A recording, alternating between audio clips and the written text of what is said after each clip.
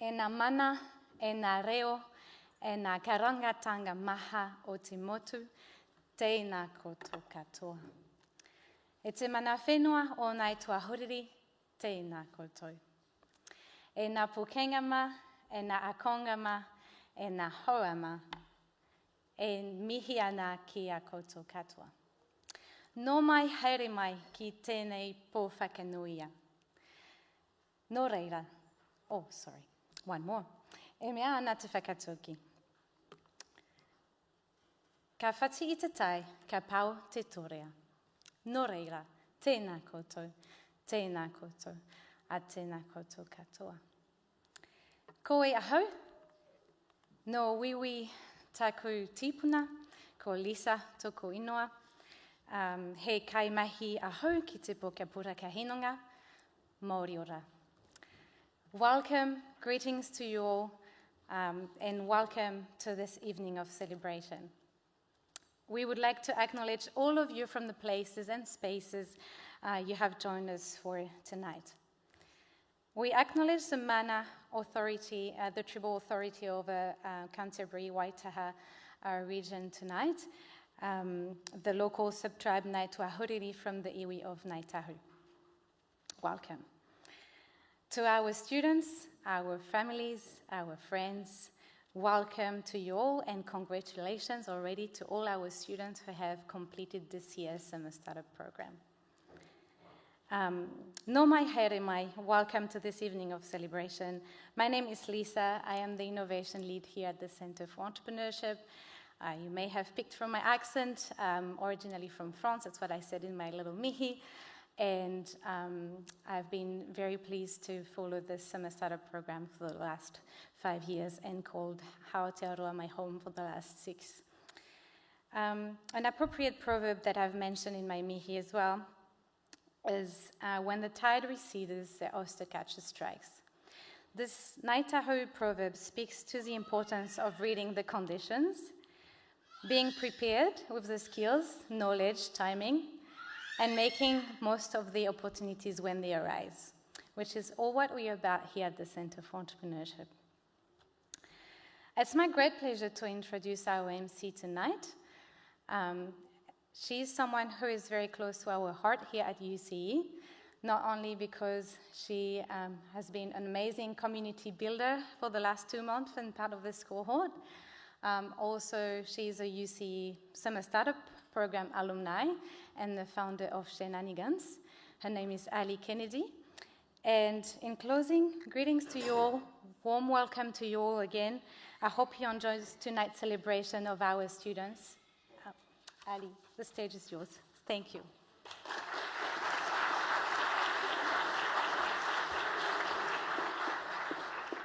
Oh, what a welcome.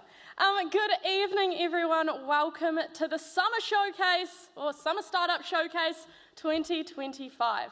My name is Ali. I will be your MC for this evening. I was given one instruction when asked to MC tonight, and that was, and I quote, Ali, this is not the Ali Show, keep it brief. But anyway, I'm the founder of Shenanigans, a fun and educational board game. Oh, there you go. A fun and educational board game about the share market, actually available to purchase now as well. I participated in the Summer Startup Program back in 2021, where I did indeed not make the showcase. Oh, I was devastated. I was absolutely devastated, but I said I will be back, and UCE have not been able to get rid of me, sorry guys. So after participating once, working for them twice, and 4 years later, ladies and gentlemen, they finally caved in. I can now say I have made the piano stage. Thank you. Anyway, it is fantastic to see such a great turnout tonight. A venue packed with up-and-coming entrepreneurs, current business tycoons, and those that could have invented the coloured TV. But we do all have one thing in common. We all know Michael Dury. This showcase is a celebration of 26 student founders who were in this year's Summer Startup cohort. And tonight we will be hearing the pitches of the top 10. But before we dive in, a few housekeeping reminders. If you need to leave, please do so during the breaks between the pitches. Bathrooms are to your right in the atrium. Kick-ons will clearly not be here because the piano is a smoke, vape and drug-free venue. In case of a fire or earthquake, follow the instructions of the piano staff. There are 3 fire exits. Stage right via car park, back of house through the west wing, and then the main atrium doors. Assembly point is the piazza, also known as the grass area to the left of the building. Okay, let's get into it, team. To kick things off, we have no time to waste.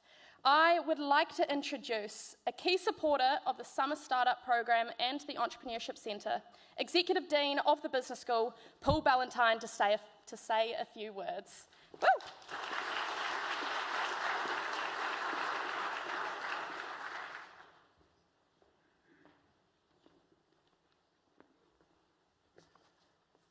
Kia ora koutou katoa and welcome. It's a privilege to be here for the 2025 UC Centre for Entrepreneurship, or as we call it, UCE, Summer Startup Showcase. Every year, this event highlights the bold ideas, hard work and entrepreneurial spirit of our students. And every year, I'm reminded of the incredible innovation happening right here in Ōtautahi, Christchurch. If I think back to previous showcases, it's inspiring to see how far this program has come. From humble beginnings to what is now a thriving 12-year-old program, the Summer Startup Program continues to evolve, providing students with the tools, mentorship and real-world experience they need to transform ideas into ventures. This year's cohort of 26 students has spent the past 10 weeks immersed in entrepreneurship, validating ideas, developing business models, and gaining hands-on experience in what it takes to build something from the ground up. Their ideas span multiple industries, from sustainability to sports, from technology to well-being. But tonight is more about just their ideas. It's about celebrating the journey of entrepreneurship. These students have learned that being an entrepreneur isn't just about having a great idea. It's about testing, failing, adapting, and pushing forward. It's about resilience, courage, and also a willingness to challenge the status quo.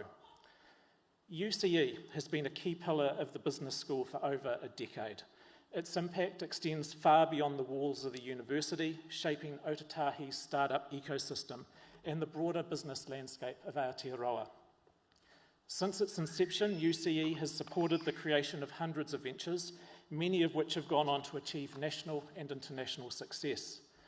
UCE has developed more than 1,500 student entrepreneurs, equipping them with the skills and experience to build business, lead organisation, and also innovate in their fields.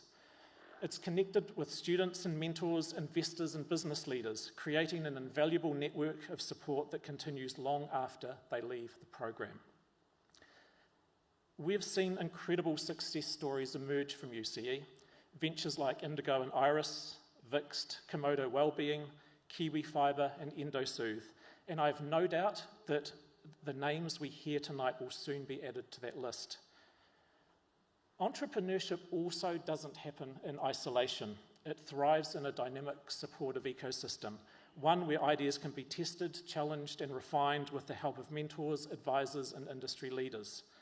This year, our students have been exposed to more than 70 guest speakers, workshop facilitators and mentors, including some of the country's most successful entrepreneurs. They've taken part in customer inquiry challenges, deep dive workshops and field trips to companies like Pure Sports Nutrition, Tate Communications, Cactus Outdoor and Partly. Every one of these experiences has helped shape their ideas and sharpen their entrepreneurial mindset.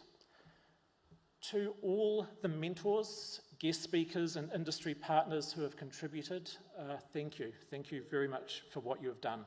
Your time, knowledge and guidance are what makes this program so successful. To the top 10 ventures presenting tonight, congratulations. Being selected to pitch here is no small achievement. You've put in the work, taken on the challenges and pushed your ideas further than you thought possible. Regardless of the outcome tonight, you are now part of the Summer Startup Program alumni, joining a community of innovators and change makers who continue to shape the future of business in New Zealand and beyond. To the UCE team, thank you for your dedication in delivering this program year after year. Your passion and commitment are what make this experience so transformative to our students. And finally, to all of you in the audience, and it is fantastic seeing people going right up to the very back row. This is your chance to witness the future of innovation. Some of the ideas presented tonight might be the beginnings of businesses that will go on to scale nationally or even globally. Some may pivot into entirely new opportunities, but one thing is certain. These students represent the next generation of entrepreneurs who will make a real impact on the world. So let's celebrate their achievements, be inspired by their creativity, and support them as they take their first steps on this exciting journey. Ngā mihi nui, and I hope you all have a great night.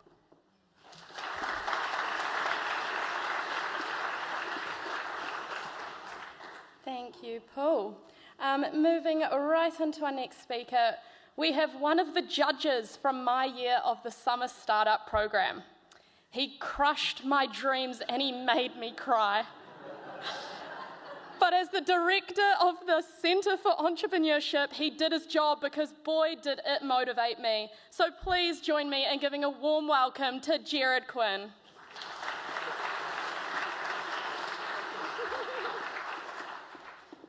Well, thank you, Ali.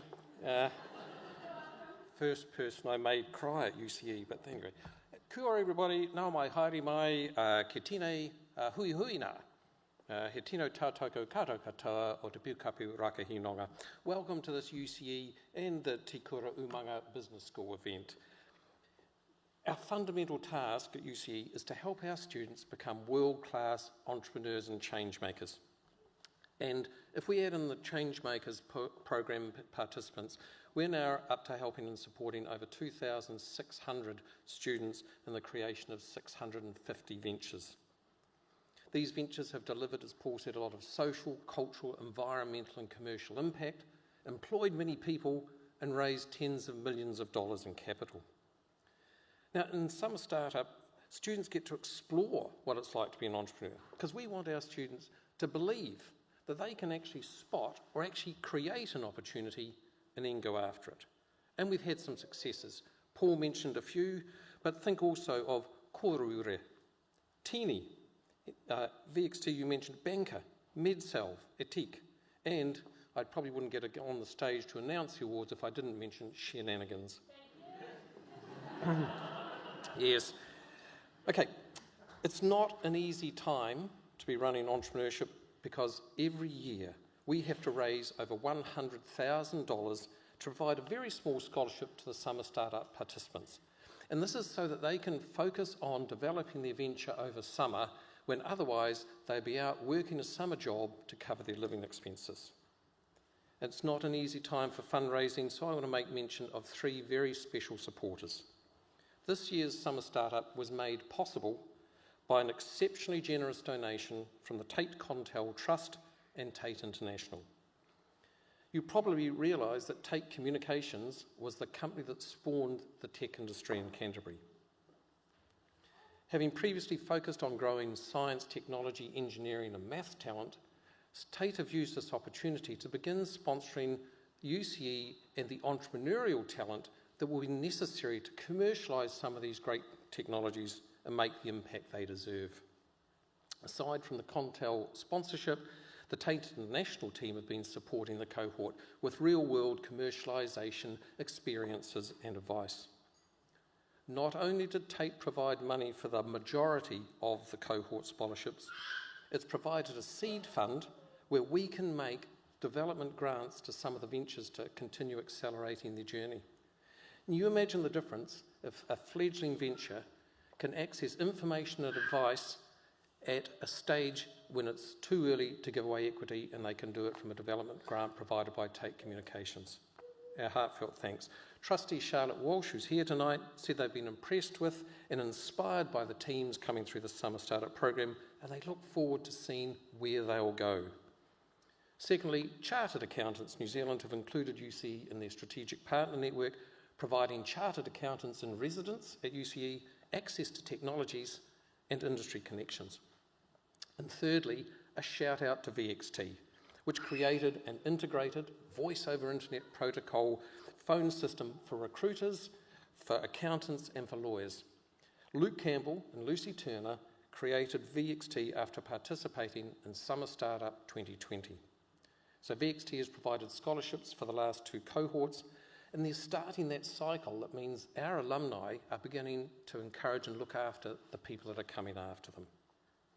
So if you like what we're trying to do and you want to help ignite the next generation of change makers and entrepreneurs, please come and see us at UCE. This evening, you won't see 10 of the 26 ventures from Startup 25. I would have liked to have seen all of them here on the stage in front of you this evening. We're so impressed with the quality of the ideas, the mahi put in, and the passion they've displayed. But we only have time to show you 10, a sample of the great ventures and people that are in this program. So that's why we call it a showcase. And while some ventures may outline the resources that they need to accelerate and take their idea forward, this does not constitute a pitch for investment in the terms of the Financial Markets Conduct Act. There will be 4 awards presented this evening, plus a People's Choice Award voted on by you and the live stream audience. As a UC team of 6, we can't do this on our own. Pete will probably acknowledge our team, our interns, and our support and network later. But in fact, our wider team is all of you here this evening. The success of our Summer Startup and other programs is very dependent on the generosity of the Christchurch, Otatahi and Waitaha Canterbury innovation and entrepreneur system. And also, actually, to the friends and whānau out there who support these young people who are trying something new. So please join us after the showcase for some hospitality. Meet some of these great people. Ka mihi, and thank you again for being here, and I hope you're ready to be amazed by the great ventures from Startup 25. So on with the show.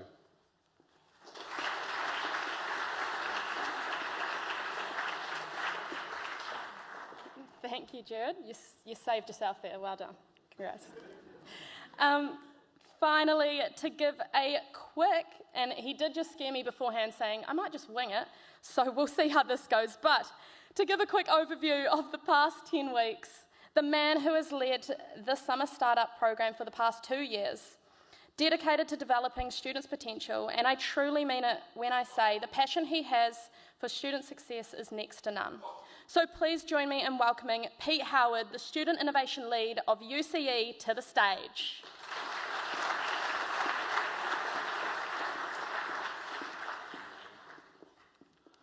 Kia ora koutou, and thank you very, very much for coming along and joining us for what is an incredibly exciting evening. And, you know, Jared, yes, I am winging it this evening. You said it would be okay, and Jared's got the very unenviable position of being my boss, which I feel for you. It's not easy, and as many of you will know that have been involved in supporting I do have a bit of a habit of winging it. However, this evening, I just want to give you a little wee bit of an insight into the Summer Startup program itself and exactly what does make it so special. And so Paul has told you about the fact that this is our 12th Summer Startup cohort.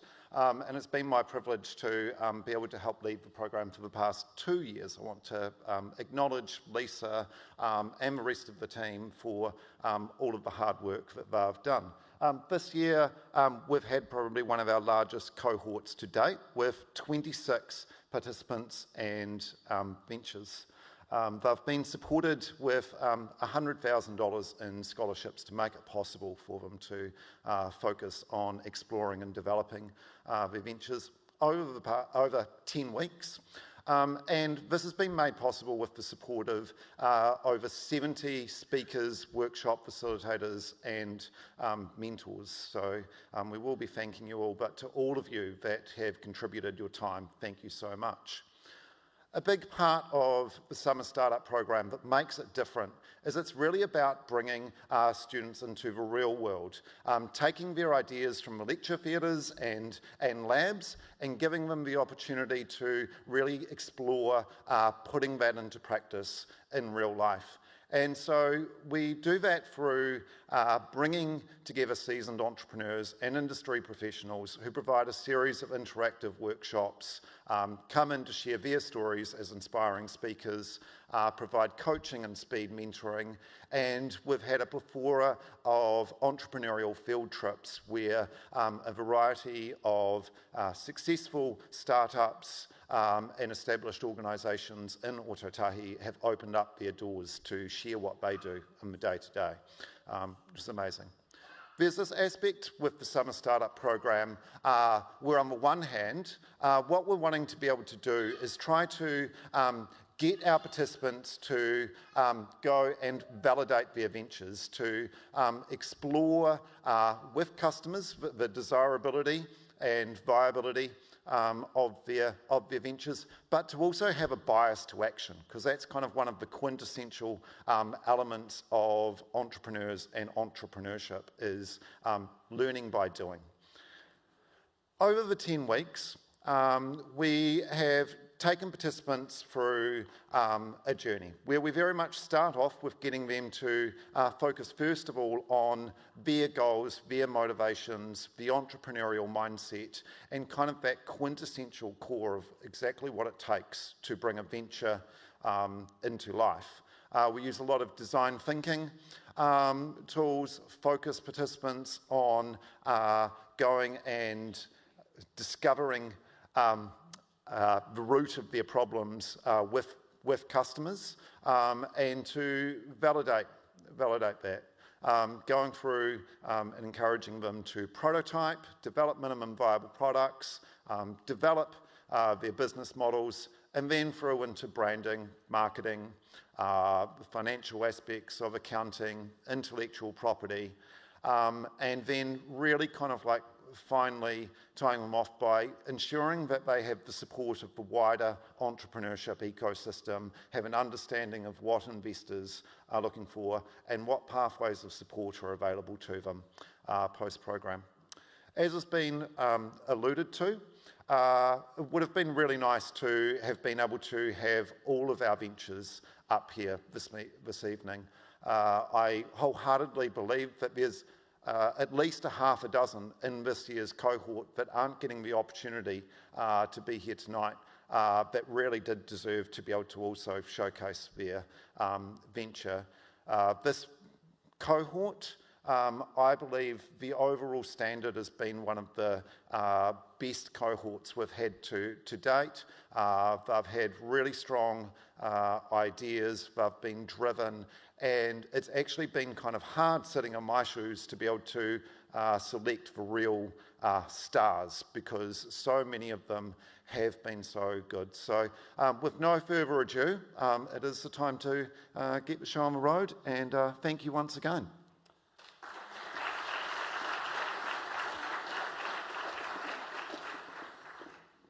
Okay, let's get into why we are all here then.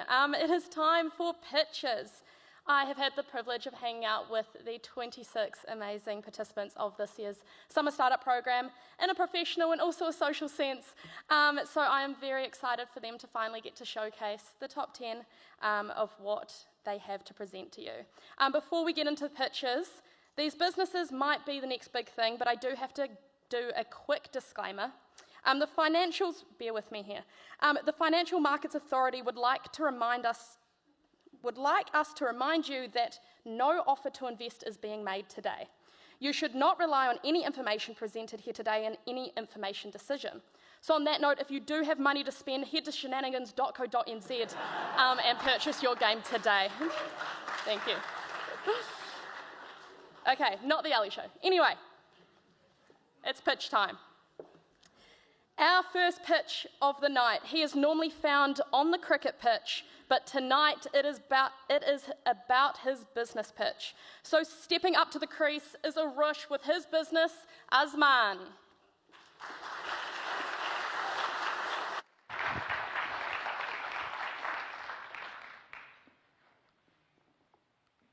Imagine this, a young child in love with cricket, eager to train to chase their dream of becoming a professional. But they can't. Their parents are always away and friends unavailable. That young child was me, and that is the reality faced by hundreds of thousands of aspiring cricketers around the world. Kia ora, I'm Arish, and this is Asman. Have you ever relied on someone to do a job knowing you could probably do it better yourself? Well, within cricket training, players often depend on coaches, teammates, or friends to replicate game-like scenarios. This reliance reduces training quality and limits both enjoyment and improvement, and players want a way to train independently in game-like environments. The current solution are bowling machines.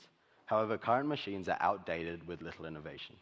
As a result, they're either too expensive, unportable, repetitive, or lack quality, creating unrealistic game environments and hinders a player's development and improvement. Asman's machine revolutionizes cricket training with its safe, hassle-free design, the first of its kind on the market. The electronic control system autonomously varies factors such as line, length, and speed, creating real game situations. Not only that, its modular, portable design allows the machine to be adapted to different sports and training environments as well. Our solution doesn't just fill a gap. It surpasses current solutions in every aspect. Its user-friendly design is so intuitive that even grandma could set it up. By prioritizing schools, clubs, and academies, we can create the most impact by providing our solution to as many players as possible. The $800 million cricket bowling machine market is projected to grow, with India alone boasting over 40,000 cricket clubs. Our product validation, with over 100 people across diverse demographics, reveals significant demand for a portable, easy-to-use bowling machine. High-level coaches and school directors have shown interest in our product and are committed to endorse the first prototype. Asman will generate revenue primarily through direct sales to schools, clubs, and academies, complemented by after-sales support to ensure long-term product value. We also plan to launch a freemium app that connects to the machine, offering enhanced features such as customizable training plans and an AI-powered coach. Currently, we're testing our MVP while securing endorsements, and we'll look to begin fundraising to scale manufacturing. By 2027, we plan to have launched our product in New Zealand before expanding into key cricket markets by 2028. Our team includes myself and Toby, both of whom are mechatronic engineers. I'm also part of the Canterbury A squad, and I'm just one step away from playing professional cricket. Our advisory team includes a high-level cricket coach, a current black cap, and experienced engineers and entrepreneurs who all provide valuable perspectives to different aspects of their business. We're seeking $50,000 to accelerate product development and build a strong legal and financial foundation. We're also assembling an advisory board and welcome experts from these areas. Your backing will help us bring Asman's vision to life. Let's revolutionize athlete training together.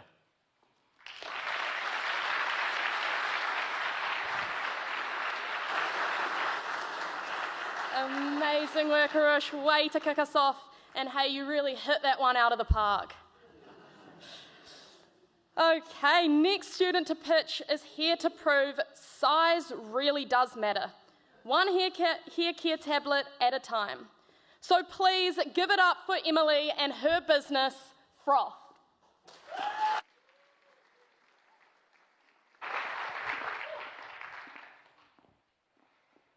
Packing for travel is stressful and expensive, but what if your shampoo could be smaller than a pack of gum? Traditional liquid toiletries are bulky, they don't last, and add to plastic waste.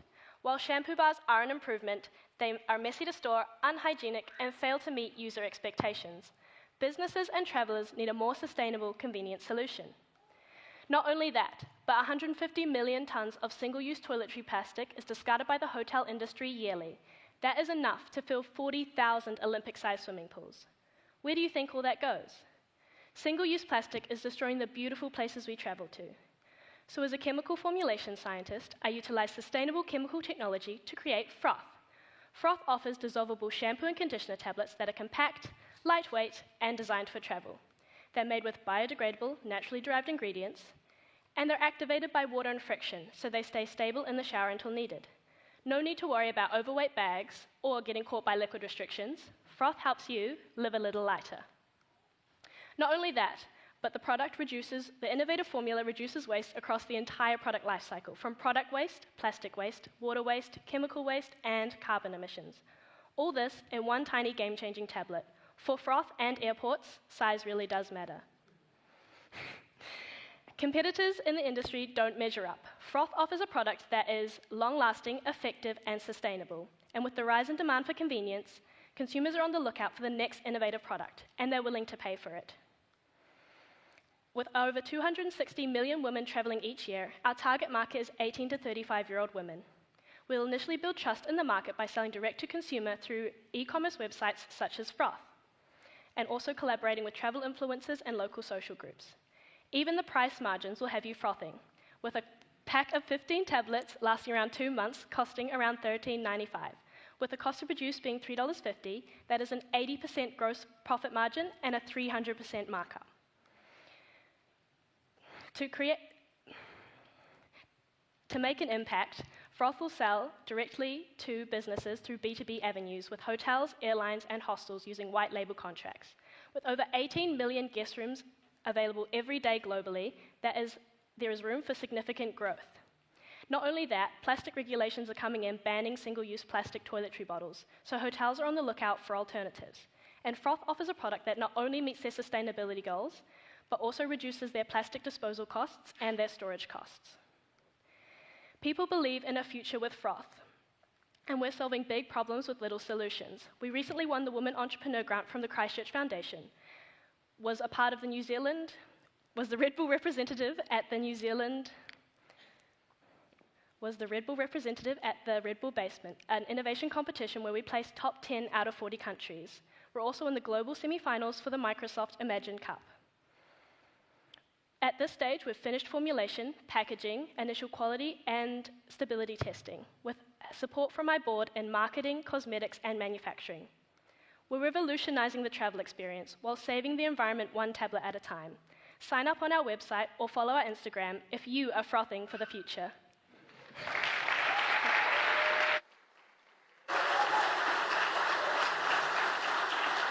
Absolutely amazing work, Emily. No need to rinse and repeat that one because you absolutely nailed it. Next, I've still got so much more to go, don't you worry. Next up to pitch, Caden isn't just fishing for compliments. He's here to make a real change. Get ready to be hooked. It's Enzylon.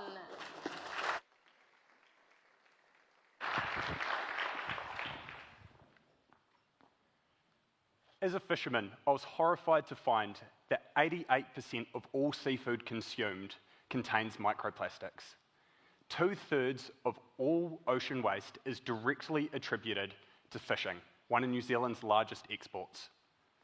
This is a problem in New Zealand as we're not able to recycle nylon at all, and we recently signed the UN Clean Seas Agreement, which means action is required soon. Nylon's only option currently is for it to either be disposed in a landfill or for it to be shipped overseas to be recycled. Enzylon's solution is 100% recycled ocean waste nylon feedstock, which is a direct replacement for nylon 6, the most common type. It retains over 90% material strength retention and will be supplied B2B in business contracts. Our target customer are environmentally conscious brands and designers wanting to reduce the consumption of virgin plastic. Specifically, we're wanting to partner early with New Zealand brands like Moana Road, Ocean and Earth, and Nelson Wineries, who are already making an active effort. Environmental goods sell.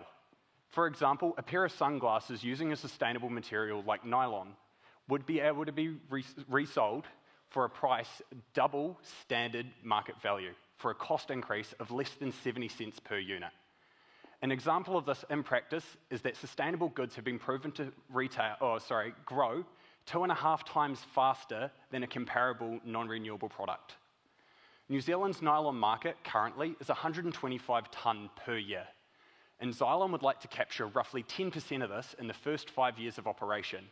We believe this is attainable as New Zealand specialises in high-quality, low-volume nylon goods, which matches our ethos perfectly. In regards to competitors, Enzylon is different.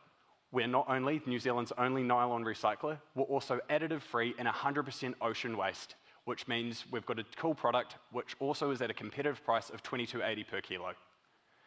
Our supply chain is simple. We collect direct from waste producers, where it's transferred to our facility and turned into a feedstock in-house and then distributed via our supply contracts to manufacturers around the country. Our financial forecast has given us a break-even cost of $11.15 per kilo for a 15-tonne-a-year, 5-year break-even period. Roughly doubling this cost is what given us our price point. Our next steps is we'd like to first get our brand partnership to ensure proper product MVP, then design a material spec sheet, and then be doing at-scale injection molding testing later on this year. So far, our traction is that we have 15 tonne of nylon netting guaranteed. We've got open lines of communication with most major injection molders in Christchurch, and we have successfully created and tested a viable MVP at lab scale. Going forward, our next steps is we'd like to apply for grants, venture capital, and sign our first customers in the next couple of years. In 2027, we hope to open our physical site and begin exploring alternative nylon waste streams. And going forward, we'd love to expand into Australia and begin importing nylon waste from the Pacific to have a positive impact.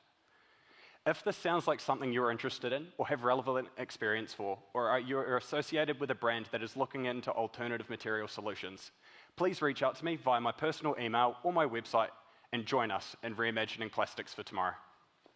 Thank you.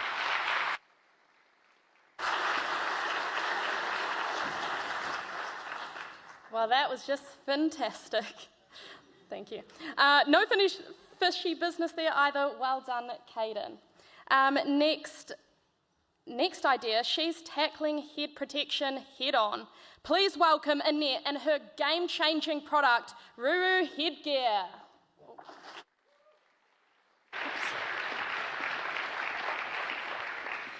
Kia ora koutou. I'm so excited to be here tonight to pitch to you Ruru Headgear, the next generation in sports safety.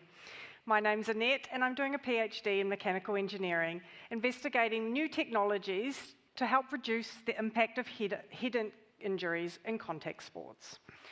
Now, I don't know about you, but I've always wondered, why is it we make sure when we send our kids out on their bicycles that we have a helmet on their head, and yet every day they go out onto the rugby field with no head protection? So I went about finding out, why is it that they don't wear headgear?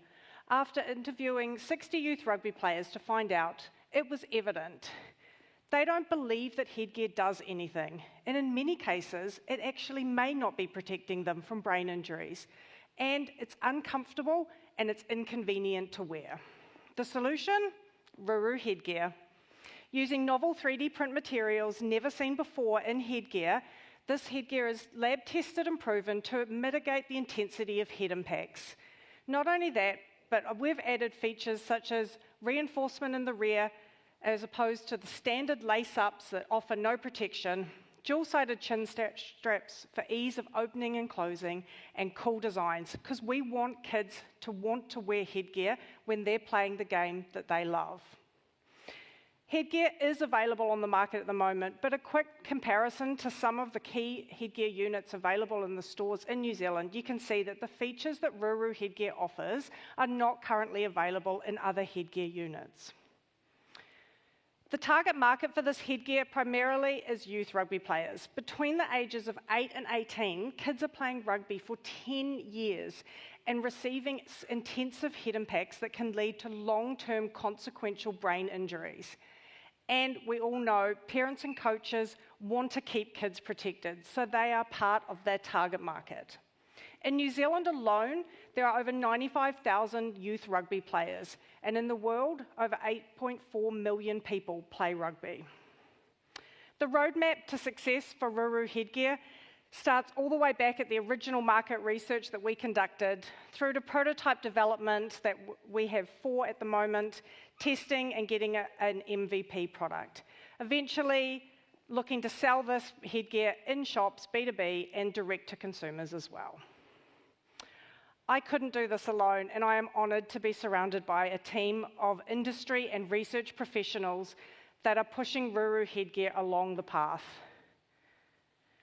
I'm interested in meeting with people that have experience in sports protective equipment and also apparel manufacturing, and I'd love for people to join us in innovating sports protection for safer play. Ngā mihi, thank you.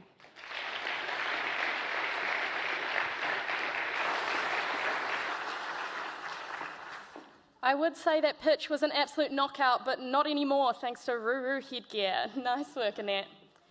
The next pitch and the last one of our first 5 is here to spice things up. It's getting hot in here, but keep your clothes on. We have Ricardo from Spice Ship Mercantile.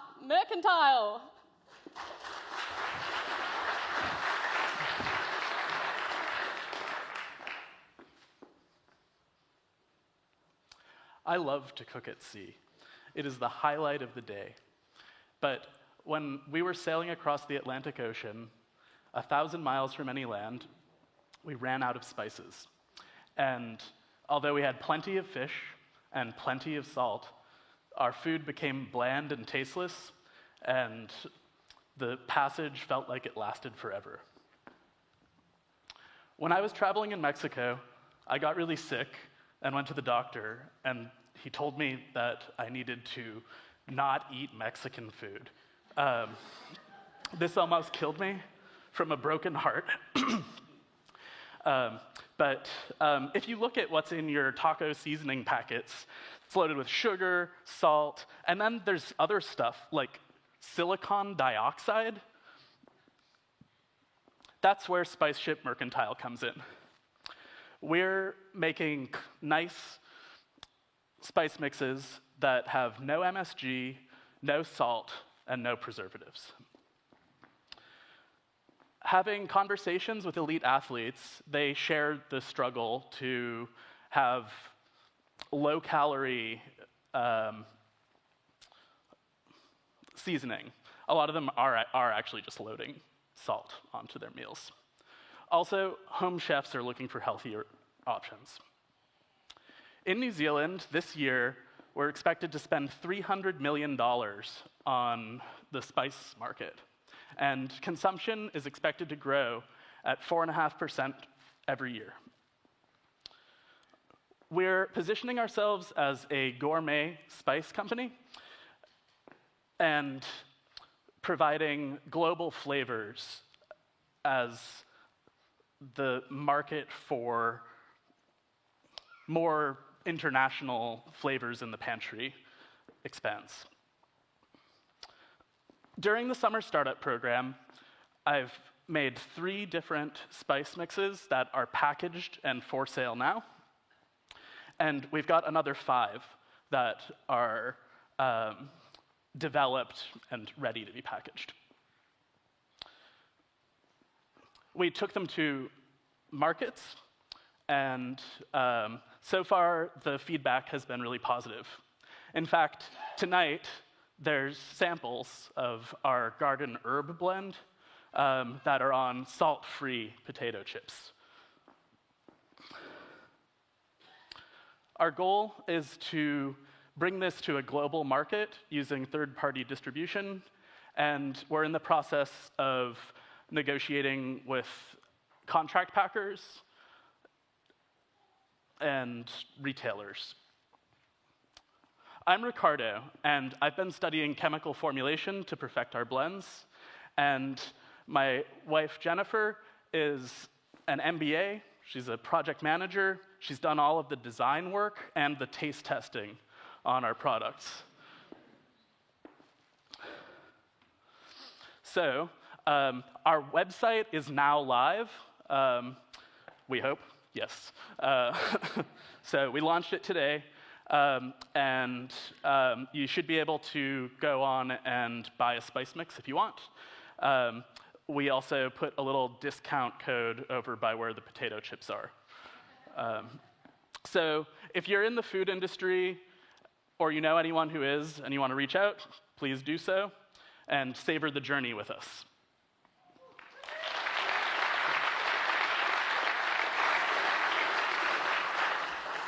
Amazing work, Ricardo. Some might say a very well-seasoned pitch. Thank you. And also, I just know his 1-year-old daughter in the crowd will be extremely proud of him. But just like that, we are halfway through the pitches. Give our first top 5 a round of applause.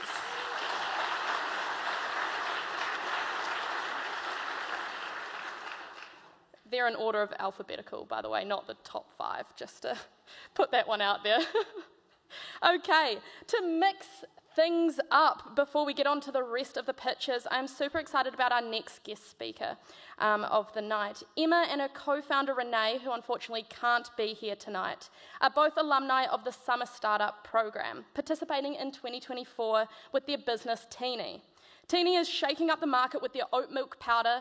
Over the past year, they've poured their time and effort into Teeny. To date, they have raised over $250,000 and were awarded Momentum Student Entrepreneur of the Year in 2024. So without further ado, please welcome to the stage Emma Arvidsson.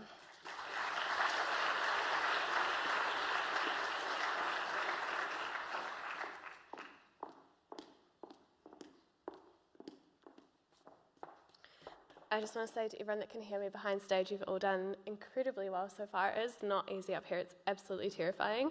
And I'm not envious, and you've all done amazing. So it is very full circle for me to be back up here on the exact same stage that I was on a year ago. I was in their exact same shoes, pitching an idea with zero business experience and absolutely no clue what I was getting myself into. So today I wanted to let you guys in a little bit more on my journey that has been the last year. It has been a year that has been filled with many highs, many lows, and a lot of very valuable lessons.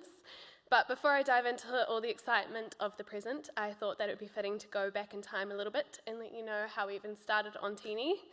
So we need to flash back to June 2023. I was living with my best friend Renee, who you have just heard about, and I was doing my capstone project for product design. I was driven by the need for a more sustainable and nutritious alternative to plant-based milk, and what ended up being born was a high-protein oat milk powder, one that's easy to use, waste-free, and made right here in New Zealand. By December, I joined Summer Startup with what was then my oat milk project, and that is where I met Pete, and he introduced me to the world of customer interviews. One of my very first conversations was with Foodstuffs, and looking back, I'm quite surprised that they even gave me the time, as I had no idea what I was doing. I did have a lot of questions though, and to my surprise, people were very willing to give me a chance. And that gave me a confidence boost to continue reaching out to people who I assumed would never respond to me. But every single time, they surprised me and offered a helping hand. By the 5th week of Summer Startup, I was so confident that I convinced Renee, who I was still living with, to quit her job and join me full-time, which is when things got very real. The next few months were basically a crash course in entrepreneurship. I spent my time talking to customers, refining the product, and figuring out what it really takes to build a business. I had very basic knowledge about raising money and setting up supply chains, dealing with retailers from Summer Startup, but I was very lucky that I had mentors who had a much more comprehensive experience, and they introduced me to the right people, connected me with funding opportunities, and challenged me to think bigger. By March, we secured our first grant from KiwiNet, and it kind of felt like everything was falling into place. We were very surprised about how easy everything had been so far, and we felt like it was too good to be true. And we were bang on. And so April was a reality check. Our first scale-up trial succeeded at the time, but then everything else fell apart. Our manufacturer fell through, how we had been storing the product failed, and we had no money to fix it. Even worse, our product actually tasted awful because we were forcing pea protein into the formula because we had $200 worth, which felt like a fortune at the time. And so the idea of launching in July quickly became a very distant idea. But our network saved us, which we did build through a Summer Startup. And so just when we thought that we were out of options, we secured a huge investment. We found a better manufacturer and perfected our formulation. I will never forget sitting outside Food South where we were doing our R&D, and it was the day that we had set our deadline for the investment, and we were literally saying to each other, we're not going to raise a single cent. But then within hours, we secured $75K from friends and family, followed by the VCs sending us an email that they wanted to put in a lot more. And they all kind of changed our perspective that we weren't asking for money or donations, but that it was actually an opportunity for them as well. So I want you all to remember that when it comes to these people. During this time, we were having a lot of demand from retailers. We were building up a brand. We were drowning in legal paperwork. We were attending the Ministry of Awesome Accelerator programs and preparing for the Foodstuffs Emerging Supplier Finals. We actually signed our final legal paperwork at the Foodstuffs finals about 5 minutes before we went on because we wanted to be able to announce it during the pitch. So we were on like a real high, and both of us agreed that we had never felt more fulfilled or excited for the future. By September, our funding had landed in our bank account, which was beautiful. Our first trial with the new manufacturer was a success, and things started moving even quicker than they were before. I won the Student Entrepreneur of the Year award and joined the Asian New Zealand Leadership, where I met some of the most inspiring people that I've ever met. And then we were juggling media requests while also switching role from being R&D in the lab to dealing with legal and supply chain and pitching and finance. And then a Callaghan grant led us into patents and strategy and market testing. So if all goes to plan now, we will be hitting supermarkets very soon, and also start selling as an ingredient to food manufacturers. So I guess the main reason that I wanted to share the lows was because that they make the highs feel so much more meaningful, and despite everything, I wouldn't change a single thing about this year. If we were doing anything else, there were plenty of moments when we would have wanted to just like stay in bed, but because we love what we do and we're surrounded by incredible people like you all here, we kept going. And so number 7 is my lucky number, so I have 7 lessons from our last year that I wanted to share with you. Number 1 is that the right people matter. Success isn't solo, it's about who you bring along. Mentors and investors made Teeny possible, so seek advice, build relationships, and learn from those in your industry. Know your strengths and know your weaknesses. Focus on what you do best and delegate the rest. No one excels at everything. We're human beings, but you can surround yourself with people who complement your own skills. Number 3 is trust your gut. If something or someone feels off, it probably is. Some of our best decisions come from listening to that instinct, and some of the worst come from ignoring it. Every single interaction matters. Unexpected connections have led to the biggest investors that we have in our company, who I met at a bar when I was 17. You never know who will change your life. Resilience comes from belief and community. Doubters will come. We have a burn book, but they don't know your vision like you do. If you truly believe in it, keep going. Number 6, almost lucky last, is that your role is going to constantly evolve as a founder. A startup changes daily, and so will you. The learning curve is steep, but that is what makes it rewarding. And the final one is that the media is a highlight reel. Stories celebrate wins, but they rarely show struggles. Renee and I took months of bereavement leave this year, but from the outside, it looked like non-stop success, and I just don't want anybody here to be comparing yourself to what you see online. It is never the full picture. So to this year's Summer Startup cohort, take every opportunity, say yes to what excites you, and trust the process. Lean on your mentors, build your network, and never underestimate the power of the people around you. You never know where it might lead. Enjoy the ride. It just might be one of the best things that you ever do. And then I have to say the biggest thank you to UC and the business school, especially Summer Startup. I cannot emphasize enough that I would not be here without your support. If you are a lecturer or a mentor here or a family member supporting one of the students here, please never underestimate the impact that you have. I would have dropped out 10 times over if it weren't for these people pushing me forward. And finally, I do have to give a special thank you to Pete, who was our #1 supporter from day one, and the first person who truly believed that we could build something great. Thank you.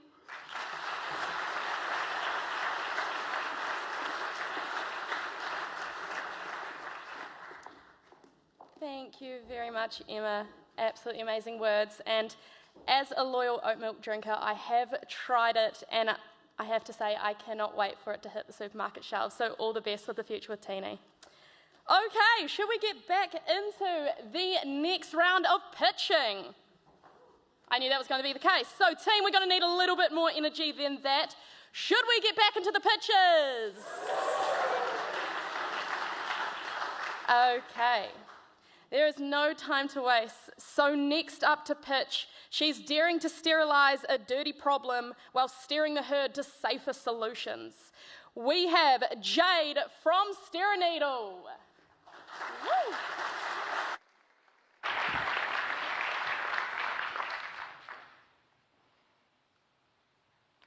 Every year, 8,000 livestock die across New Zealand from infection and disease.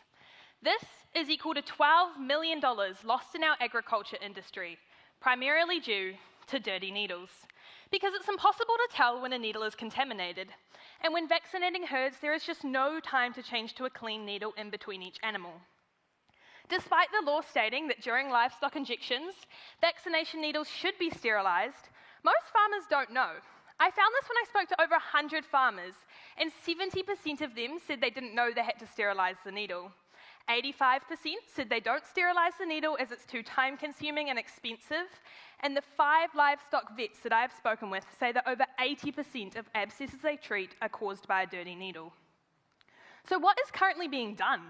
Our closest competitors are single-use needles and SHOOF, but there's no direct solution to this huge problem. Therefore, farmers are having to create their own solutions, which are impractical and unsafe. Lyndon told us he puts his needles in an ice cream container with sterilising solution. You wouldn't want to knock that over. Our solution is the SteriNeedle, the holster that sterilises the needle in seconds. SteriNeedle will mitigate disease transfer and save farmers upwards of $500 in vet bills, as their livestock are less likely to get sick. SteriNeedle reduces the time it takes to vaccinate 4 animals by 30 seconds over a herd of 300. That's 2.5 hours added back into your day. Single-use needles cost farmers $2 each. Without constantly needing to change the needle over a herd of 300, that's $480 SteriNeedle can save you. Our target market is deer farmers due to the strict regulations around velveting, new age farmers and livestock vets. Our serviceable attainable market is the 1,400 deer farms in Aotearoa, and our total addressable market across countries with regulations around using SteriNeedle will be 10 million farms and vet organisations. We will sell through our online store, which is ready to launch, and also in person in stores like Farmlands and local vets. Our disinfectant solution will be distributed through a subscription system from us to our farmers. Currently, we have over 20 SteriNeedles being used across the country, with some farmers willing to pay double to get their hands on one. We've been recognised by the Minister of Biosecurity, Agriculture and Animal Welfare. We have a mailing list of farms and vet organisations that want SteriNeedle for each of their staff. We've been audited by the NZ Deer Association, and we're in discussion with FarmSource to sell SteriNeedle in stores. We've been to the field days and been recognised by multiple farming news organisations. In the future, we aim to raise funds to begin production and launch online and in vets in 2025 and then expand globally. Our cost to make 1 unit is $3. We will sell them for $40, gaining a gross profit of $37 per unit. Our team includes myself, a final year product design student with a background in dairy farming and a passion for agriculture, supported by my advisors with experts in marketing and agri-tech. Currently, we're seeking funding to begin production and solution R&D this year. Come visit our website to follow our journey and grab one to try out on the farm. Together, let's make livestock vaccinating cleaner, faster, and safer.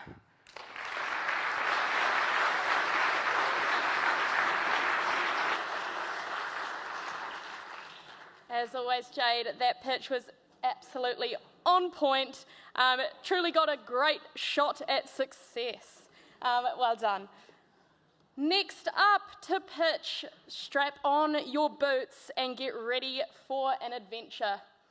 He quite literally walked 3,000 kilometres to make this happen.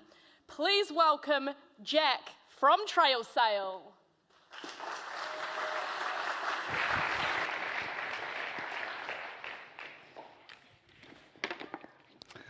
Hi everyone, I'm Jack, and this is Trail Sail. It started from a passion for exploring wild places, while my partner V and I were walking the length of New Zealand along a trail called Te Araroa. I was struggling financially, and V was finding it difficult to source dietary-specific food.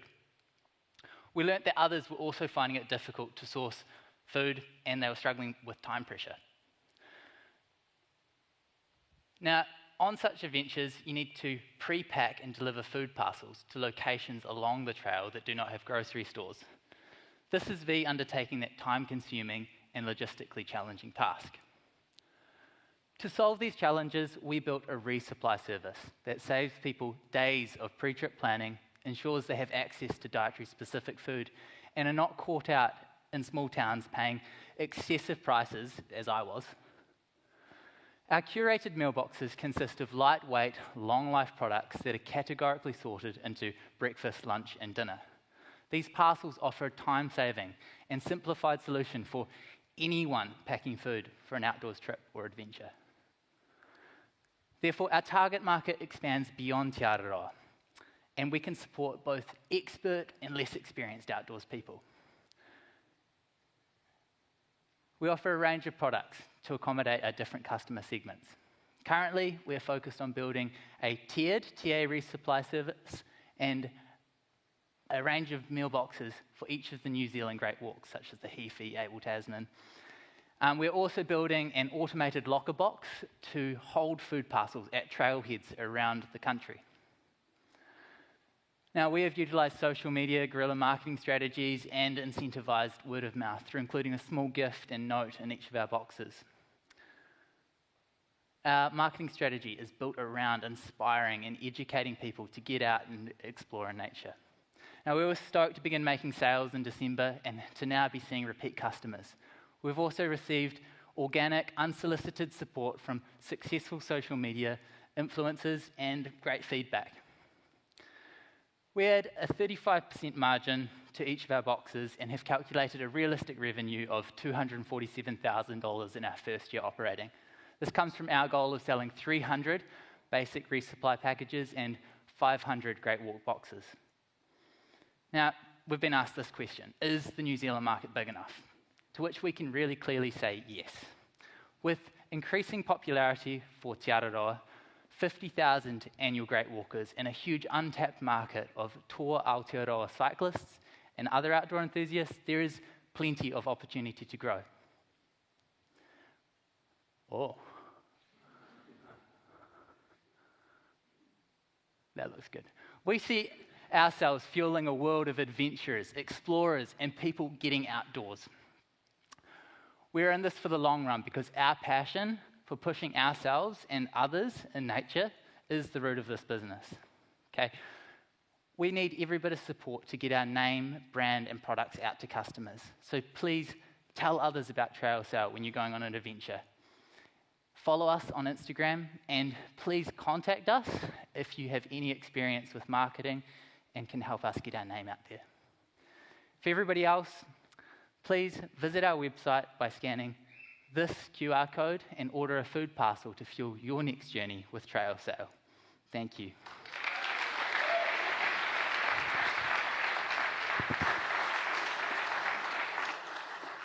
All right, hit the road, Jack. Get back on your hike. But well done. You certainly are on the right track. And next, let's embark on the next journey. From rough waters to smooth sailing, Nadine is here to steer the future generations to success with Wakatipu.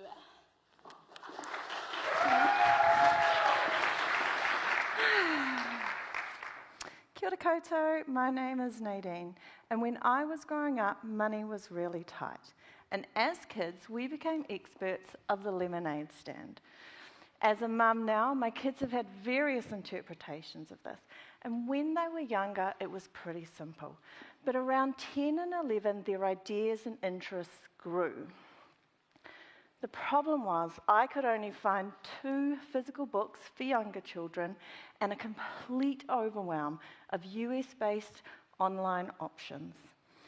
The other challenge is that older children are less interested in playful content. They want interesting, real-life knowledge. And I wanted my kids to learn how to do business that also does good. So navigating who they are and who they want to be. And for the almost 200,000 New Zealand children growing up in poverty, access to support is even tougher. During my research, I completed 124 interviews, with key insights being lack of access to age-appropriate business content and a strong demand for print.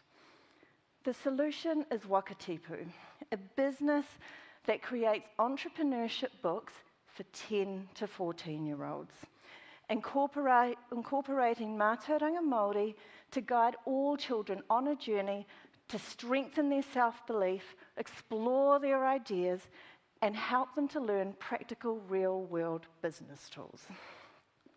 With an expanding range that allows kids to dive deeper with their ideas. With Wakatipu, what will open doors for some now will for others be a seed planted so that they can create opportunities later in life. And demand is clear. With kids in business Google searches increasing over the past 5 years, with the most significant increase in 2024, almost 1 million children in New Zealand in the 0 to 14 age group, strong sales to this group, and a 40% increase in demand for Māori-based content, we are uniquely positioned to press go. The focus for this year is to complete the foundation book and establish supply and distribution channels for launch in early 2026. Our go-to-market strategy focuses firstly on families through retail channels, leveraging a hybrid model that allows people to purchase books for donation, ensuring equitable access for all. The long-term focus is then to continue to develop the expansion series with a view to explore global markets. Competitively priced at around $37.99, with pre-production costs at around $12,600. So who am I? I'm an MBA student. I have over 13 years in business and management experience, an ex-nurse in child health, and kept relevant by my live-in consultants, Oliver and Kaya. We are all facing climate change, AI, and new ways of connecting. And as you have seen here tonight, an entrepreneurship mindset plus an entrepreneurship skills are essential in elevating our children's interests so that they can pivot and thrive. If you are a like-minded business mentor, publishing guru, investor, or parent, please scan the QR code, flick me an email. I would love to talk more. Ngā mihi nui, kia koutou. Thank you.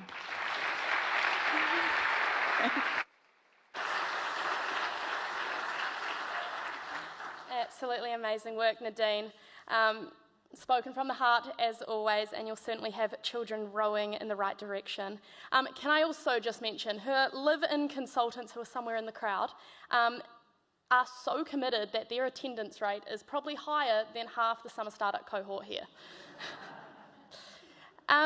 With only 2 more to go, next, we are flipping the script and caring for nurses. Tom has diagnosed a problem and has the perfect prescription. Give it up for Wardmate.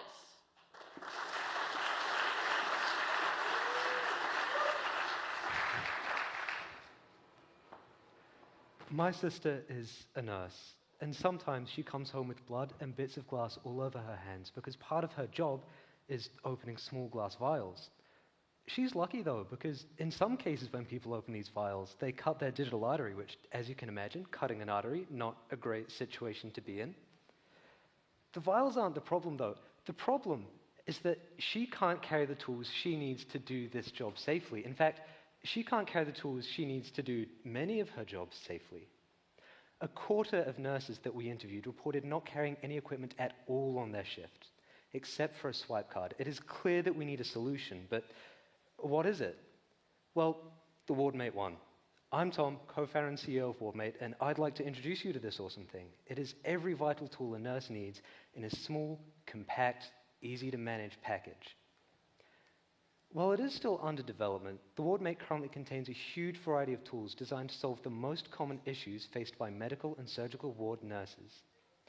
A nurse carrying the Wardmate not only has access to their standard toolkit, but is also carrying more tools than most nurses are ever equipped with in the first place.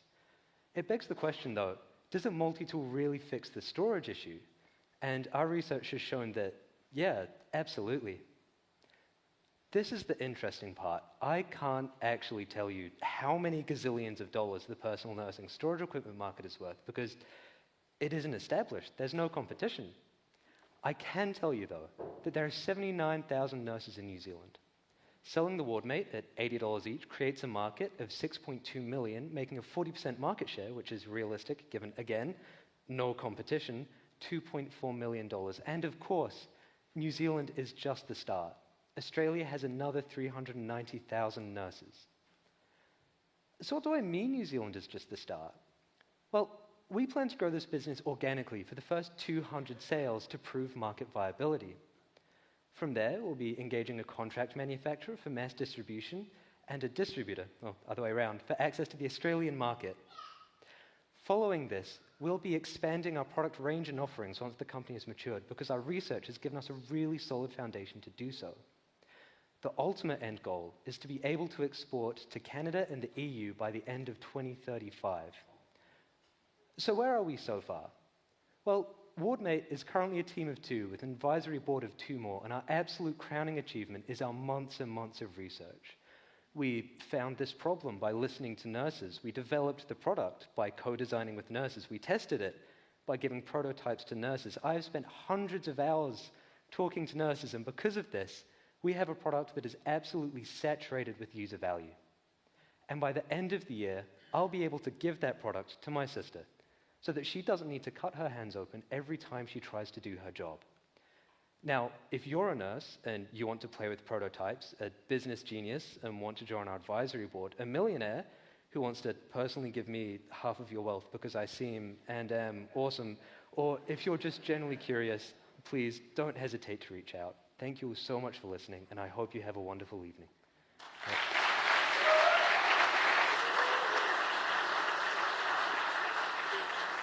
Tom, you certainly are awesome, and no need to call a doctor because Tom definitely has that problem covered. That does bring us to our final pitch of the night. So listen closely and don't be distracted. The only reason you should have been on your phones this whole time is to scan QR codes or to purchase shenanigans. Our last pitch is a product so good you'll never want to use it. Put your phones down and put your hands together for Elliot and the Wow Phone.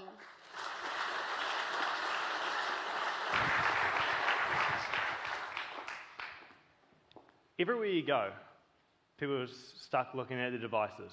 In fact, some of you are right now. And every year, smartphone use increases, so do the negative effects on our mental and physical health.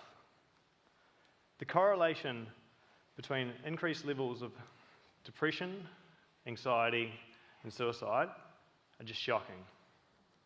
Hi, I'm Elliot, and I hated the amount of time I spent wasted on my phone. Just constantly losing focus, loss of productivity, and just never finding the time to do things I love to do. There is apps to reduce your usage, but they're all just too easy to ignore or just too restrictive. I looked at getting a dumb phone with only text and call, but there's just so many apps that we need in today's society that's so connected. That's why in March we're launching the Well Phone. The Well Phone features essential connectivity with access to all apps, thanks to its Android operating system. It's affordable at $399, and it's designed not to steal your attention, allowing you to stay connected and focused on what matters. The screen's less than 1/3 the size of current iPhones, meaning it's not designed for games or endless scrolling. A target market is going to be people that are struggling with phone usage, wanting to minimize distractions, parents looking for their kids' first phones, which are worried about the harmful effects, and people with ADHD that are wanting to regain focus. In New Zealand, this gives us a target market size of 28,000 people, which, if we're able to help just 5% of them, that's $14.5 million in revenue. Stage 1, we're doing bootstrapping our launch, which we're going to be getting word out through creative techniques such as guerrilla marketing, getting in touch with schools, community groups, and free advertising through the media, as well as word of mouth, thanks to the social issues that we're addressing. Then stage 2, we're looking for a $500,000 capital raise, which will allow us to shift to a business-to-business model and distribute through retailers, as well as establish partnerships with businesses looking to leverage well-being as a differentiator in their market. Then once we've established locally, we will go international with the Wellphone brand, be able to highlight distributors as well as an international marketing campaign. I have over 8 years in sales and management, and Jake, our creative lead, has over 5 years in graphic design for one of New Zealand's top retailers. So if you're looking to invest, get in touch, and if you struggle with your phone use or you know someone that does, join the Wellphone movement and stay connected and focus on what matters.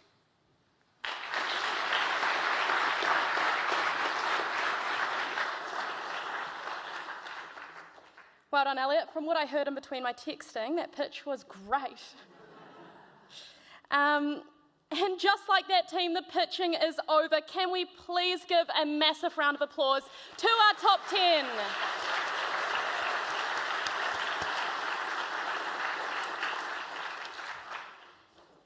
Now it is time for you to have your say. The People's Choice Award is for you all to vote for what business was your favourite. This is now ironic because I'm going to ask you to get your phones out. And you will find a separate bit of paper in your booklet. If you scan that, you will be able to vote for your favourite business. There is also the Wi-Fi information at the bottom if you need. Otherwise, you can go onto slido.com and use that code there. You only have 3 minutes, so please be quick here, team. Time starts now.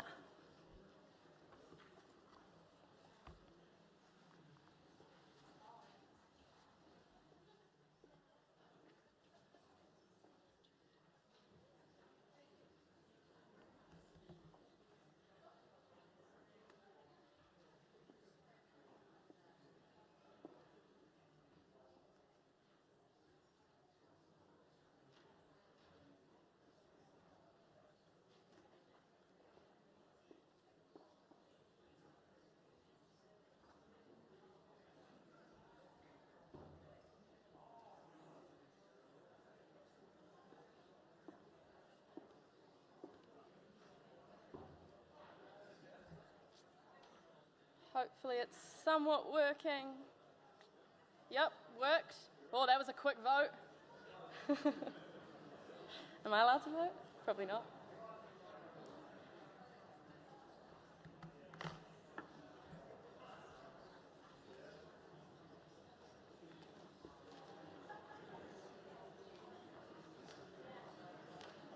I feel like this is where we're meant to cheer them in. Woo!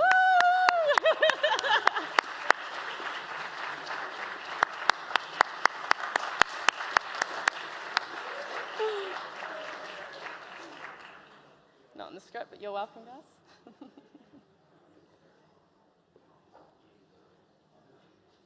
How are we going with time?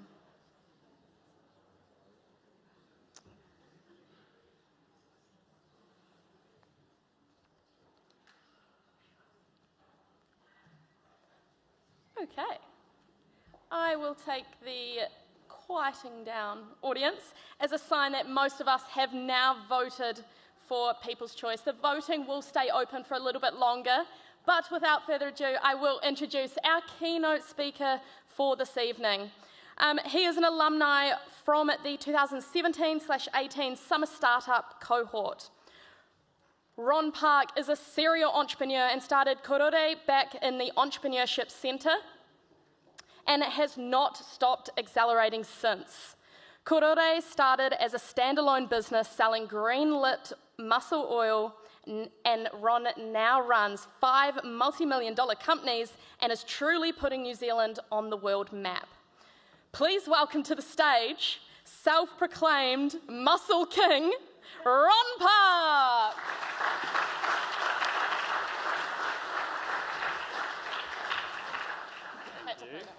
Thank you.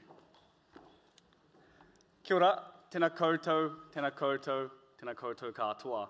My name is Ron Park, also known as self-proclaimed the Muscle King. Not this kind of muscle, but New Zealand green muscle. Before I begin, I'd just like to use this opportunity to thank God first and foremost for all the blessings He's given in my life. Congratulations to UCE cohort of 2025 and UCE staff that's sitting here for making tonight happen. Can we just have a round of applause for everyone? To all the parents, partners, girlfriend, boyfriend, brothers, sisters, uncle, auntie that are sitting here today, today is also your night for supporting these entrepreneurs for being here today. So let's have a round of applause for you guys as well. Can I make it a little bit louder? More energy? There we go. Thank you. The class of 2025, you've had a tough ride. You've survived one of the worst recessions in history. But look at you now. You've made it through, made lifelong friends, and tackling any challenges that's coming your way. Although you don't know what's coming up next. As much as I look like a successful person on paper with multi-million-dollar businesses and speaking in public on stage, this is far from the truth. 7 years ago, I was sitting in your seat where you are today, at the showcasing event listening to a guest speaker like me, a keynote speaker actually. I was exactly where you were, very nervous, talking about my startup business in front of a crowd like this. But something that I don't remember from that night was actually the keynote speaker. I didn't know who that was. I can't remember what they said. So, acknowledging the fact that I can't make this speech unforgettable, I'm going to keep it short. So, I'm going to share 3 stories from my life. That's it, no big deal, just 3 stories. Now, story 1. My family moved to Christchurch back in when I was 7, not 2017. They made a huge sacrifice for me to move here along with my sisters. My dad worked in Korea while my mum was looking after me and my sisters here in New Zealand. Growing up, I went to schools like Fendalton, Cobham, and St Andrews, and despite looking successful on paper, I wasn't the smartest, and I was far from it. Actually, I was a terrible, terrible student. So bad, I ended up with so many detentions, I had to go on the weekend to finish them. I didn't have any purpose back then, you know. After high school, I took a job at a bread factory working in the freezer at negative 18 degrees. Super cold, by the way. My dad worked, but in the freezer, something really clicked inside of me. I realized that my family had sacrificed so much for me to be here, but I was wasting my potential. So, in the freezer, I had one paper on my right hand, not left hand actually, and marker on the other, and I wrote my goals inside their freezer. And one of them was to enroll at University of Canterbury and also start a business that had a positive impact in people's lives. So I quit my job, became a full-time student, and I got another full-time job and ran my business. There were a lot of sacrifices that were made. No drinking, no partying, none of that. But all I knew that was all the sacrifices that I'm making was nothing compared to what my family was making for me. So just a quick shout out to my sister that's here today. She was in my day one. When I first started the business, we were in a tiny little flat when we lived together. So thank you for being here, Sam. And also to my friends and family at the back, thank you for coming here and supporting me also. So, the lesson in my story 1 is very simple. You're one decision away from making a difference. And you have duty and obligation to do this and give it your best shot. Not just for you, but for the family and friends that have supported you along the way. Now, story number 2, and it's about hustle. I won the Best Hustle Award back in 2018. Trust me, that was an actual award back then. I've got a proof, so I can show it to you if you want to see it. So I was called a Mr. Hustle for a reason, right? I made the most out of UC, and I can guarantee that.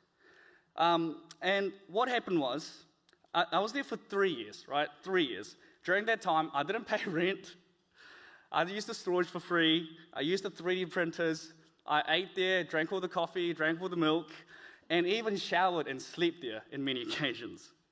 So the moral of the story is, you need to hustle if you want to make anything work. I want to just thank UCE for being the pillar of my journey when I had it the hardest, with no money, no opportunity. So you have my permission, guys, to be able to invite me every year as a keynote speaker for the rest of my life. Right. Now, listen really carefully. We're all hustlers, right? Just think about it. 1 out of 400 trillion of chance you're being born and sitting here today.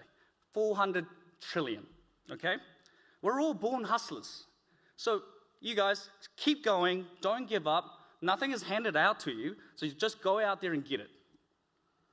Now, my final story is about death. When I was 17, I was in a serious car crash. I nearly died, actually. I was driving home late at night after a sports tournament, and despite my fierce battle against my heavy eyelid, I fell asleep on the wheel. Yeah. I must have pressed down on the accelerator when I fell asleep, because next thing I knew was, bam, I crashed into a parked car, and my life literally flashed in front of me in slow motion, like in the movies. And this is my second time seeing death in the eye. Because the first time is my mum, because even if I was spitting out blood back then, I told the paramedics, please don't tell my mum because she's going to kill me. That's crazy. She is very scary though. What I learned from this death experience is that death is one thing that we all share. It's a certainty. And in a way, it's a gift. It pushes us to be fully, to not waste time, and to embrace our dreams without fear. Your time is limited, so don't waste living in someone else's shadow. Don't let others' opinion drown your inner voice. Have the courage to follow your heart and your intuition, and truly, truly live as if there is no tomorrow. So quit that job that you hate and start that business that you wanted. You won't regret it, because I didn't.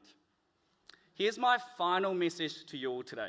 So listen carefully and listen close. Here's my all-time favorite quote. Dreams without goals are just dreams. And ultimately, it feels disappointment. On the road to achieving your dreams, you must apply discipline.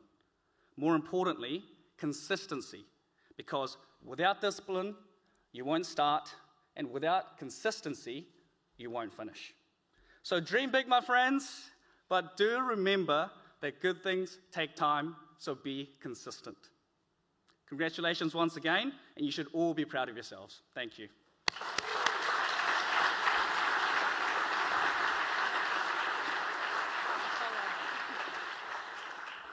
Incredible speech, Ron. Absolutely inspirational, and I think a lot of us, hopefully, that will be the push we need to go out there and hustle and to make our dreams come true, with some goals, of course.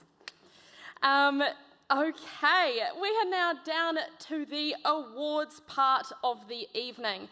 So earlier today, our top 10 pitched to a panel of amazing judges. Those judges had, one job. Jokes, he does lots of things. Don't know where I was. Our judges had a tough job to decide the winners tonight, and also votes for People's Choice are now closed and they have been counted. To do the honours of announcing the awards this evening, please welcome back to the stage the Three Stooges, Jared Quinn, along with Paul Ballantyne and Peter Howards. Woohoo!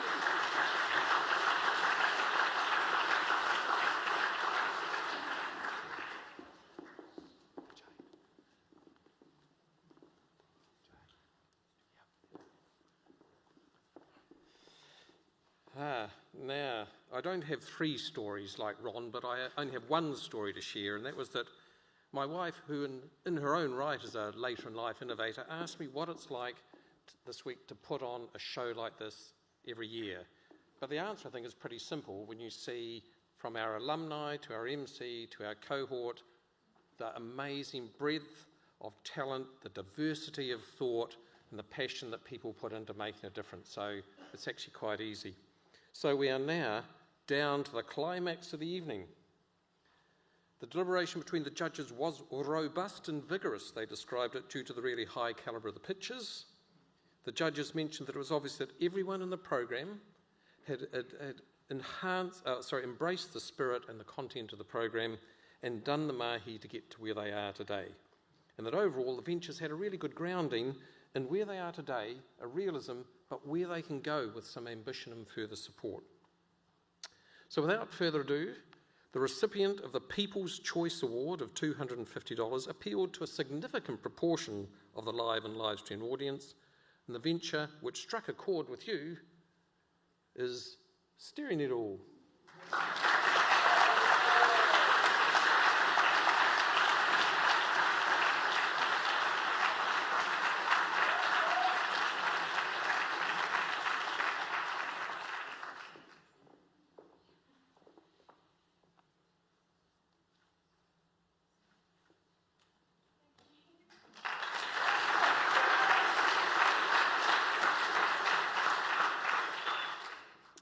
Now, the Innovation Award is awarded when the idea or solution is novel and it brings a new angle to the idea or problem. So this winning venture shows how good product design can create a product which is yet unseen but needed in the market. A clear understanding of the problem and extensive prototyping has resulted in this award going to Wardmate.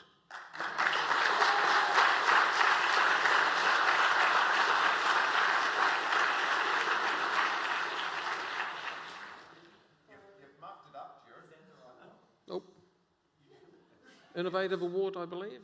Best presentation? Oh. Wasn't it? Now, Ron said that life is full of challenges. And it's about how you respond to these things. Should we present the Innovation Award?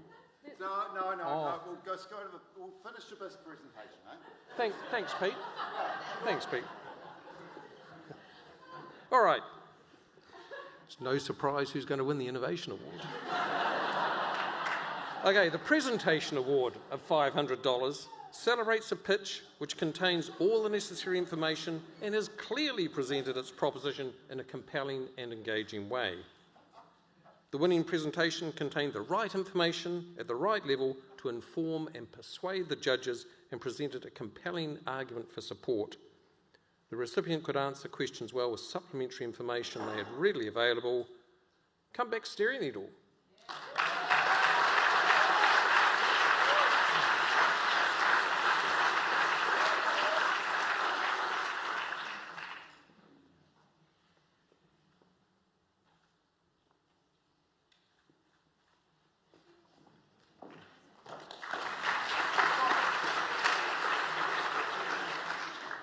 Now, if you could all act surprised, please. Let's talk about the Innovation Award. Great idea, very novel, new angle to the idea or problem, great product design, talking to customers, a clear understanding of the problem, extensive prototyping. Congratulations, Wardmate.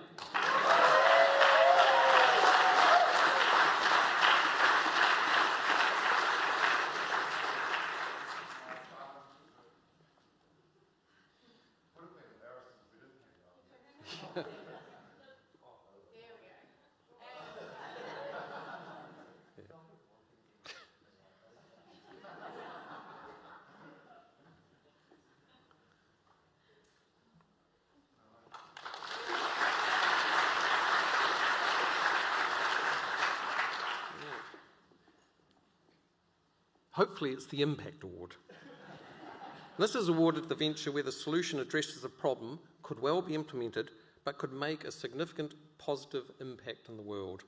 So this winning idea presented a passionate desire to solve a real-world problem, good understanding of supply chain considerations. It's purpose-driven as well as commercially and technically feasible. It embraces the circular economy, providing environmental benefits. Congratulations to Enzalon.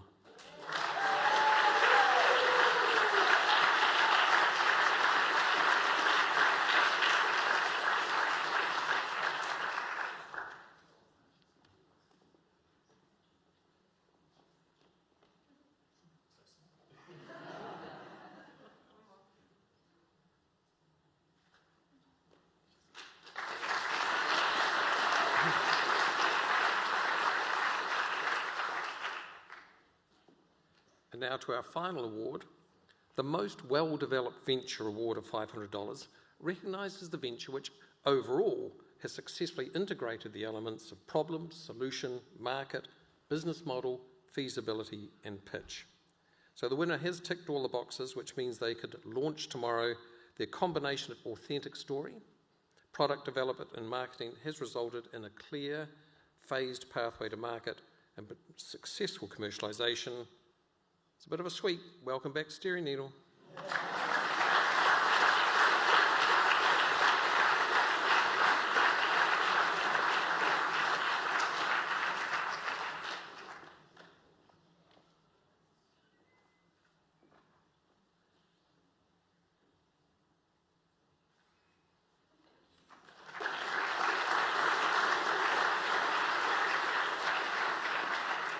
So thank you to our ventures and our judges.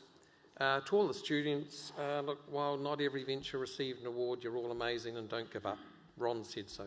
So over to you, Ali. Thank you, Jared.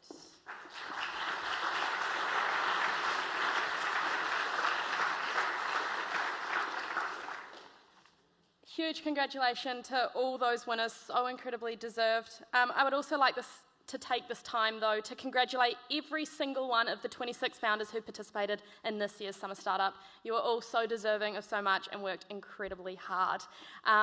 We are coming to the end of the night. It wouldn't be UCE if we weren't running a little bit behind. So, to wrap things up, I would like to hand it back over to Pete to say some final thanks. Thank you so much, Ali.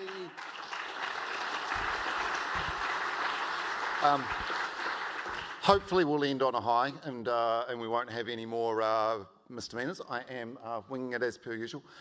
So, look, Summer Startup would absolutely not be possible without the huge amount of support that a variety of different seasoned entrepreneurs and industry professionals give. Some give a couple of hours, some give a day or more to supporting our program. This support is absolutely invaluable in supporting the next generation of entrepreneurs and change makers.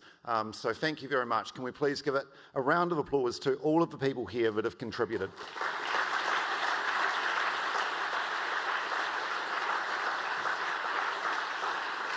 I'd also just like to make a special mention to some of the companies and people that have supported our cohort to come and visit their companies, to hear about their stories from their early sort of days to what in many cases are global success stories.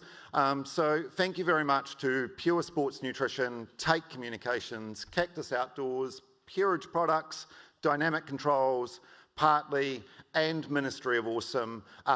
You really did contribute sort of like some invaluable interactive experiences that were highlights of the program for many of our cohorts. So thank you.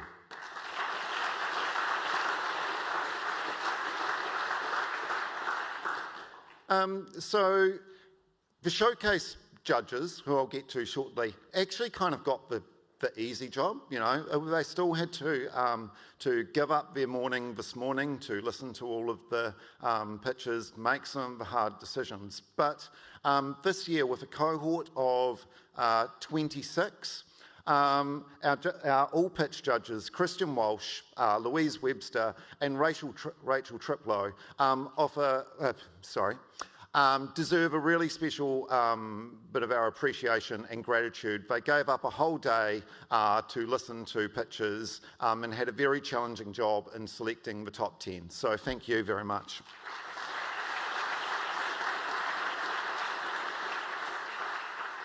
And to our showcase judges, many of who are sitting down here, Andy Blackburn, Camille Hunt, Sam Park, Zach Watron, thank you. You made the job this morning so pleasurable. The passion, the empathy, etc. that you brought, the expertise and wisdom, it really was amazing, and thank you for your contributions.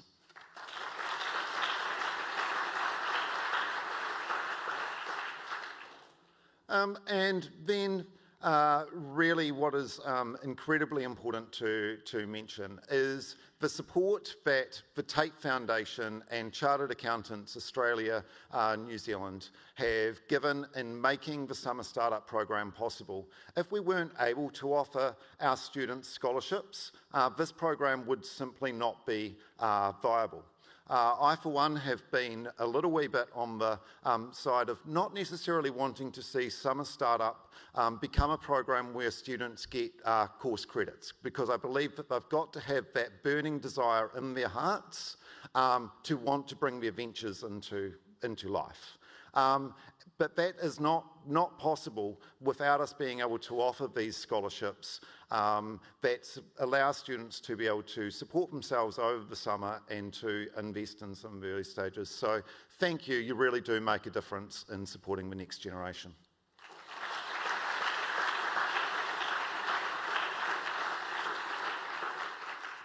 And then lastly, thank you to all of you and come along.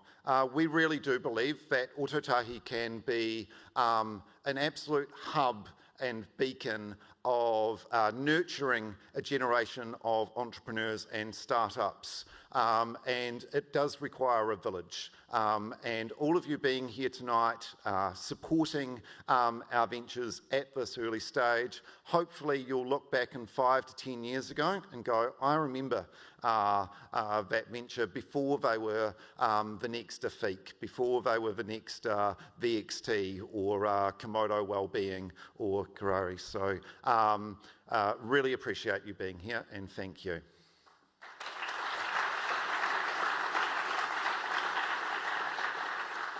Now, in my haste of preparing for this evening, I haven't put together a slide for this, but I would like to give a thank you to the UCE team, to all of you that have pitched in, that have put up with me, that have helped out with things no matter how big or small. Tonight is simply not possible without you, and so thank you very much to the UCE team.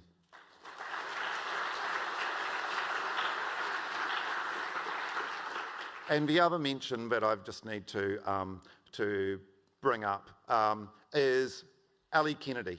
Ali has been incredible in terms of coming back, supporting our cohort as this year's intern. She's been absolutely invaluable, particularly over the last couple of weeks in helping our students prepare for their pitches, being that shoulder to cry on when things get a little wee bit hard, and for being an amazing MC tonight. So thank you very much, Ali. And with no further ado, thank you.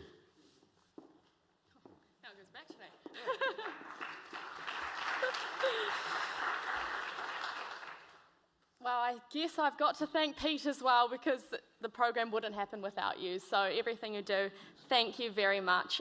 But we will wrap it up this evening because there is drink and food waiting for us. So at this point of the night, you're either going to feel very inspired or starting to think, what have I done with my life? As of tonight, my contract with UCE is over, and it's not just because of my bad puns, but it means I actually mean it when I say tonight perfectly does showcase the value the Centre for Entrepreneurship can provide for these students. Not only have they been exposed to a much larger network, but also the community amongst themselves will be something that I know from my own experience will last for many years to come, if not a lifetime. Massive congratulations to the top 10, and especially those who won an award tonight. Celebrate tonight, I guess. It's a Tuesday, why not? And thank you all for coming this evening. We've done many thanks tonight, so I will wrap it up. We hope that you did enjoy your evening so far, and there's still more to eat and drink out in the foyer. So please stick around for networking, check out all the posters of the 26 Summer Startup cohort, and chat to the amazing cohort as well. Before we go eat, please join me for a karakia kai. Nau mai e ngā hua, o te Ngāhiri, o te whenua, o te Waimori, o te Waitai, kia ora. Have an amazing evening, everyone, and thank you so much for coming.